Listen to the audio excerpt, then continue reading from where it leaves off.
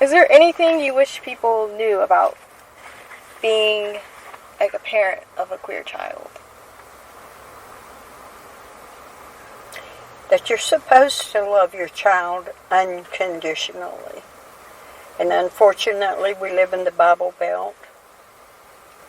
And there isn't a lot of unconditional with fundamentalists. You either do it my way or else. And nobody really realizes in those environs that being gay or being homosexual is a sexual, what is the word I'm trying to say? It is one of our sexualities. We have heterosexuality, we have homosexuality. I don't know what else we've got, but I know that it is normal for somebody who is gay to be gay for them. That is normal. And unfortunately, there have been so many lives ruined because of people hiding. I talked to a man at the activity that I went to on Sunday. He didn't come out till he was 60. Oh, wow. He knew my son. My son is not quite would not be quite 60, but he knew him because they were all in middle school together. And he had come to say to me, I'd never met him before, and I was horrified. 60. He got married, had children, and yet he lived like that, hiding who he was all those years. That is so unhealthy and bad for you. So I was delighted to meet him, but I was really sorry that's how. I'm sure having his children was important, and he may very well have loved his wife. I didn't ask him. Just because you're gay doesn't mean you can't love somebody of a different gender. But I don't know. It's just broke my heart to have people's lives. Some people actually kill themselves by the time they get to be about middle age. Men in particular, who marry and never tell who they are and can't see a way out, without creating a horrible mess with the wife's parents, his children, the judges. Because judges are very homophobic, a lot of them are. And so, when he first came out to you, how did you feel? Like, what was going through your mind? I was ignorant. I thought I had a gay cousin because I had heard the aunts making fun of this darling cousin of mine. He was the cutest thing, so smart, so cute, loved dolls, played with the dolls, had the best time. And I heard them making fun of him and being ugly about him. But I never knew for sure he was gay. And Eric had told us he was going X. And it was Sunday afternoon. And about 30 minutes after he left, X called and wanted to speak to him. And I said, he said he was coming to your house. And she about swallowed her tongue because she wasn't in on the lie that time. I'm sure he had used her before, but he didn't share the lie. So when he got home, his dad and I were waiting for him and wanted to know what was going on. Why did he do that? And he said, I am a homosexual, I think is what he said. And of course, when he was a little boy, he was a beautiful child. And everybody thought he was a little girl. He was so pretty. And of course, we probably had his hair a little too long. But anyway, he asked me when he was 5 years old, he was holding my hand and said, when am I going to be a girl? Now, we don't know what that meant. Later, we figured maybe he was seeing boy, girl, boy, girl, boy, girl. And he knew he was a boy, but he fit with another boy, so maybe he thought he was going to have to be a girl to fit with that boy. Who knows? I mean, we do not know what that means. I was telling you. So that gave me a clue something was different about him right there. And of course, he loved to play with dolls and all kinds of things of that nature too. I already knew I had something I didn't understand, and I didn't want to have it because I didn't know what to do with it. You see what I mean? I mean, just because I thought I had a gay cousin doesn't mean I know a thing about gay. So, when he was about 10 years old, I said to a friend of mine, I said, Libby, I think he's going to be a homosexual, because I'm sure I didn't use the word gay then. And she said, oh no, Leslie, he loves beautiful things, so he will love a beautiful woman. Nope, it didn't work out that way. So anyway, he's 16 now when we've caught him, all right? So I say to him, I didn't want to have a gay kid. I didn't, because I didn't know enough to know what I was supposed to do with one, so let's just not have one. And not only that, it was all about me. It wasn't about him at all. It was all about me. What had I done to create this gay person? I must have done something wrong. And what are people going to say about me when they find out I've got this gay kid? So all of that was in my head while I'm talking to him. But I said to him, Eric, do you wish you weren't gay? He said, I used to wish that I was not gay, but I love somebody now. So that's, not happening. So he said, Mama, he was trying to help me understand, and this did. It sunk in my head. I can't tell you it turned me around right then, but it sunk in my head. Mama, do you remember when you were in middle school and you daydreamed about the boys? And I said, yeah, because I did. And he said, I did too, but I daydreamed about the boys too. So, there you go. And I stayed in the closet for 9 years.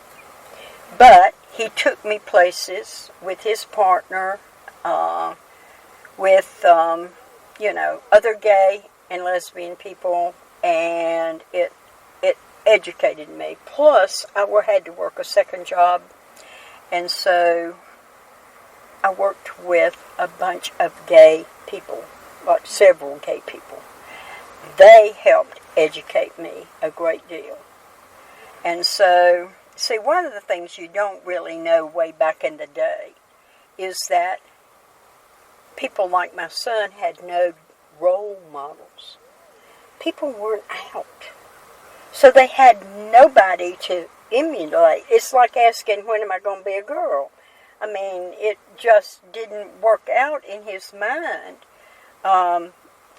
Because he had nobody else to turn to that he could see was living with somebody that he was married to, that they had a nice normal life like gay people can have. So I stayed in the closet 9 years, and then I volunteered for Crisis Line, and so did Carol Linder. And we had an in-service and had a whole bunch of gay people. All of them had been married before. Some of them had children. And Carol and I were sitting together, and she raised her hand and said, I have a gay son and blah, blah, blah, blah, blah. And I thought, gosh, I could say that. So I raised my hand and said the same thing, and asked some dumb question, I'm sure. And afterwards, one of the gentlemen named Jim Fowler came up to us and said, why don't y'all start a PFLAG group? And we said, what's that? Because we'd never heard of one. And now this was the summer 32 years ago is what it was. Is that right? That's right. So, or getting to be the summer. And so he said, there's one in Asheville, and I will take you all up there. And so Eric even went with us. And off we went. Eric, by this time, was 25. Because I was in the closet for 9 years. So, and in the meantime, he had met the love of his life that he was with for 24 years before he died. So that all, was good. So that's how we just sort of started that. Did they ever have a wedding? No, they did not get married. I had so wanted them to get married because I thought it would be so much fun. I'd been to numerous gay marriages, but I wanted to go to theirs. And they talked about it some, but they just never did. There's something that gets in the crawl of some gay people because marriage was always for heterosexuals and not allowed for gay people. And so it's like once they were allowed to get married, it was like, I don't need that for my relationship. In other words, just because you say I can do it now, forget it, So I think that entered into it a little bit. I don't know that for sure, but I never asked him all the reasons why they chose not to do that. So what's your favorite memory with Eric? Oh, gosh. Or, I know that's probably hard. There's no way I could ever come up with a favorite memory. I guess one of the things that he said to me, if we're talking about gay, is that he said, Mama, he said, I take you for granted because you're just there for me. He loved me to pieces. I was really lucky. He loved me to pieces. He was patient with my 9 years in the closet. But see, if we parents had when you're standing in line at the BILO and somebody says to you, or you hear in line, something faggot, you turn around and you say, you do not understand that is not something you say. That's my child. Do not talk like that about my child. That is a bad word. Well, if we had, as parents, all done that, LGBTQ plus people would not be in the mess they're in now, and have been for years. Because if parents stand up, it's like the guy, and I'll tell you this, see, I don't know what all I've told you. When I went to the 93 March on Washington, there was a fella up, we went into the restroom and came out, and he looked to be in his 30s, and he said, what are you doing here? And I said, I have a gay son. And he said, I didn't know gay people had parents. Yeah, because they did not stand up for their children. They did not do it. When we did what we did, we were out with our phone numbers and our faces. I don't remember about our addresses, but our phone numbers and our faces, and a story about why we were wanting to start a PFLAG group. We didn't want any other little children to suffer like our children had suffered, thinking they were the only ones in the world to start with, You just think, oh my God, who am I? Why am I not like most other people? And there must be something wrong with me. And that's what Eric thought. That's what David, Carol's son, thought. Eric was a fun person to be around.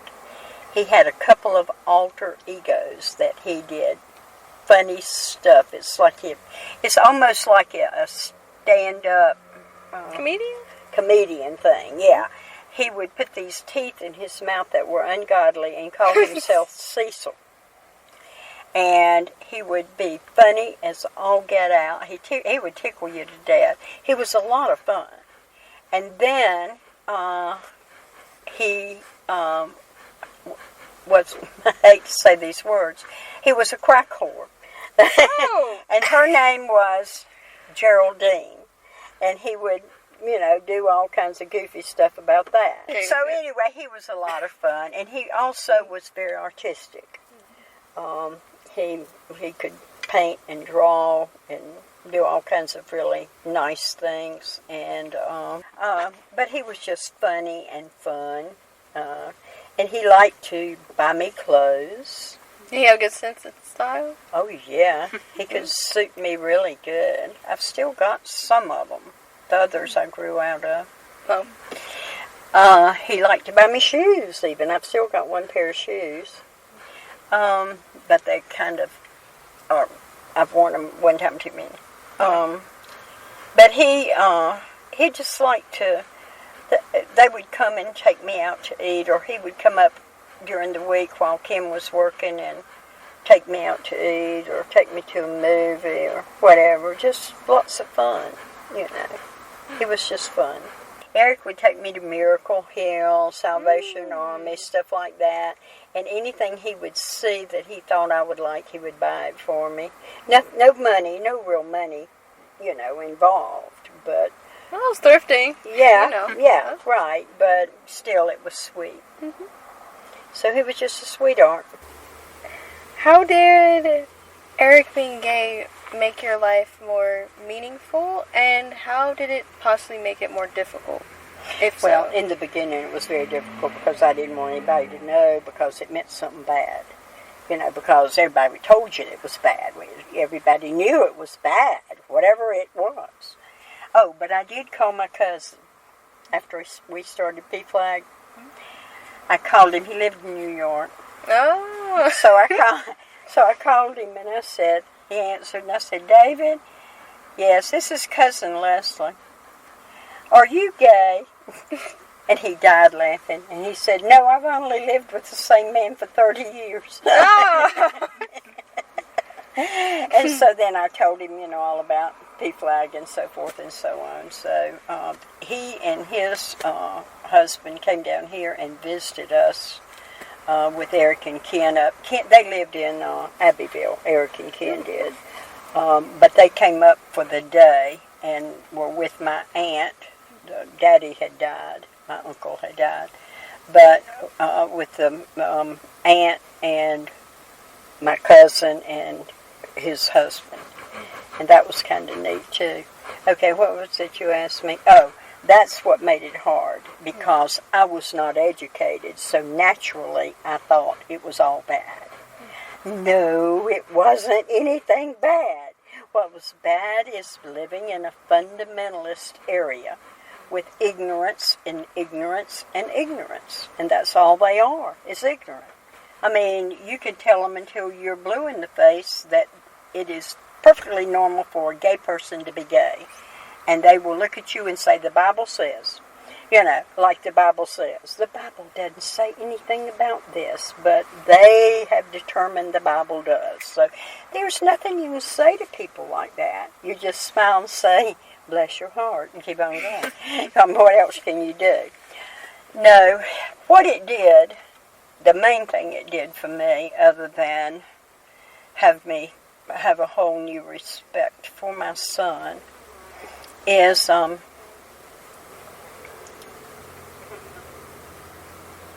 it allowed me to get in touch with all of my prejudices, and we all have a ton of them,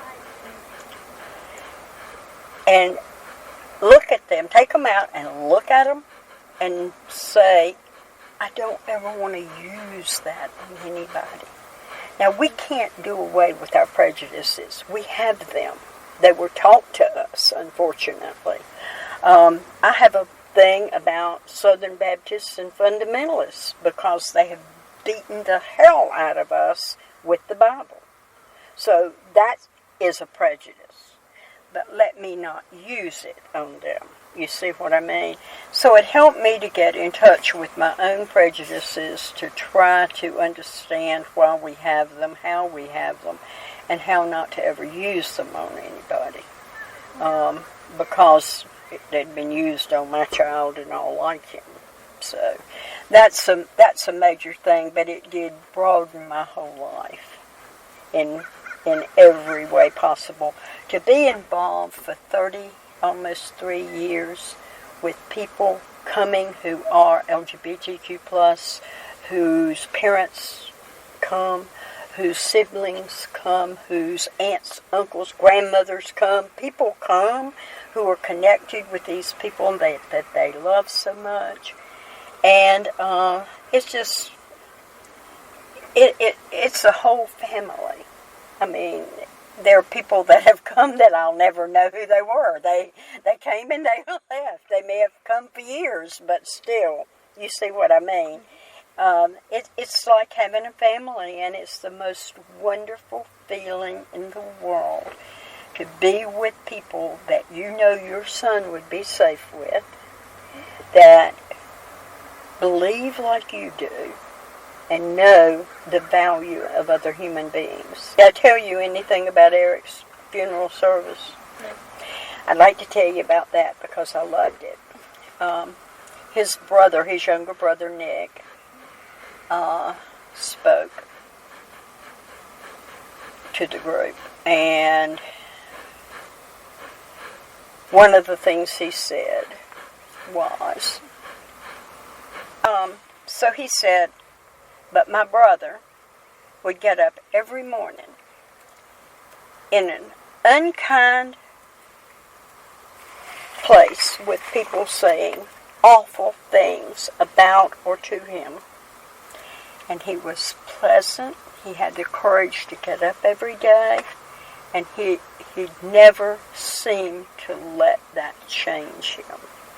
So to me, he was the most courageous person I know, which I thought was really neat. And then my sister spoke. I have a sister who's 10 years younger than I am, so she was like 15 when he was born. And she told a lot of fun things about him, like the little Molly, the mouse. She came to see us, and he had a little black and white mouse about like that named Molly. And he said, "Oh, looky here, Aunt Mouse," and handed her and she flung that poor mouse on the other side of the room. It terrified her so bad. Anyway, she told about that, but that's not what I want you to know. She talked about the fact that he played with her Barbie dolls, and loved her Barbie dolls, which he did. And so she said one day, he said, "Mouse, where is your Ken doll?" Ooh. "Where is your Ken doll?" And he said, and she said, "I don't have a Ken doll." And then she looked over at Ken and said, "But he found his own Ken doll." Aww. Wasn't that precious? So the very fact that, I hope I will always remember that from, we don't know how long we're going to have our memory doing, but I hope I'll always remember both those things from his funeral, because it really made me happy to hear them both,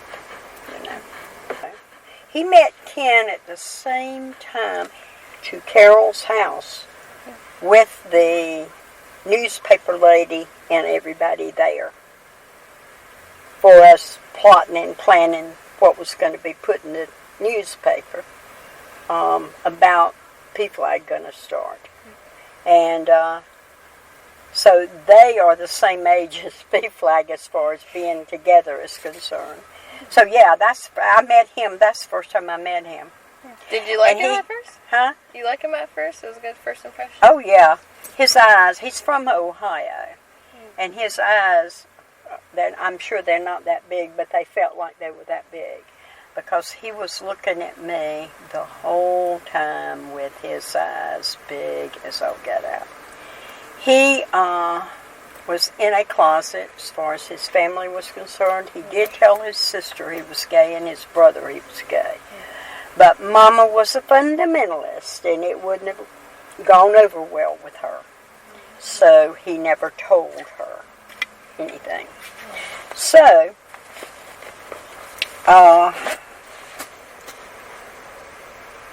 watching all of us talk about LGBTQ plus people, except in that day and time we were saying GLBT, because you said gay first and lesbian second. Somebody changed it along the line, and then we had to get used to saying it LGBTQ plus. He just couldn't believe a mama was. Oh, he'd never told his mother. He spent 10 years on a submarine in the Navy. Mm. Yeah, and he realized that he could not hide who he was anymore. So that's when he got out of the Navy. And that was before or after he met Eric? Oh, before he met Eric, yeah. He was already working as an IT fellow for an engineering firm in Greenwood, which is near Abbeville. And he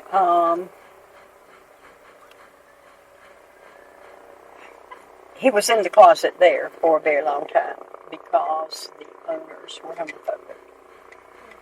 But when the Sons took over, they weren't. They invited Eric, but right before Eric died in May, that Christmas before, they invited him to the Christmas party. Like you'd invite everybody else, you know, their girlfriends or their wives or husbands or whatever. So all of that was pretty terrific.